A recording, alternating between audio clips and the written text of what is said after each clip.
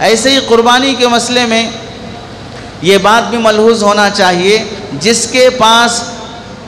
8 تولے 7 گرام 480 ملی گرام سونا ہو، یا 61 تولہ 2 گرام 360 ملی گرام چاندی ہو، یا اس کے پاس 61 تولہ یا 62 تولے کے چاندی کے برابر کیش پیسے موجود ہوں۔ 62 تولہ چاندی کی قیمت مارکیٹ میں معلوم کر لیں کتنی ہوگی، 55,000 60,000 70,000، اتنے پیسے اس کے پاس کیش ہوں، اکاؤنٹ میں ہوں، کسی اور کو قرضہ دے کر ہو، کہیں بھی اس کی ملکیت میں ہوں، اور ایسے ہی بزنس اس کا 60-70 ہزار کا ہو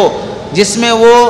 سرمایہ لگا کر بزنس کر رہا ہے، تو ان اموال کے ہونے کی وجہ سے قربانی واجب ہو جائے گی۔ حتیٰ کہ فقہا نے یہ بھی لکھا ہے، اگر آپ کے گھر میں اتنا سامان پڑا ہوا ہے جو زیادہ استعمال میں نہیں آتا، بلکہ وہ سامان جو صرف شو کو دکھانے کے واسطے آپ رکھے ہوئے ہیں، استعمال میں کچھ بھی نہیں ہے، وہ سامان کا ریٹ بھی اگر 60-70 ہزار کو پہنچ جاتا ہے تو اس پر قربانی واجب ہو جاتی ہے۔ قربانی دینے کے لیے اگر پیسہ کیش موجود نہیں ہے، بعد میں کسی سے قرضہ لے کر قربانی ادا کر دے، 3-4 ہزار کا حصہ بن جاتا ہے، بعض جگہوں پر 2,500 کا بھی حصہ ہے، اگر استطاعت نہیں ہے 2,500-3 ہزار کا بھی حصہ لے کر قربانی کے ذمے سے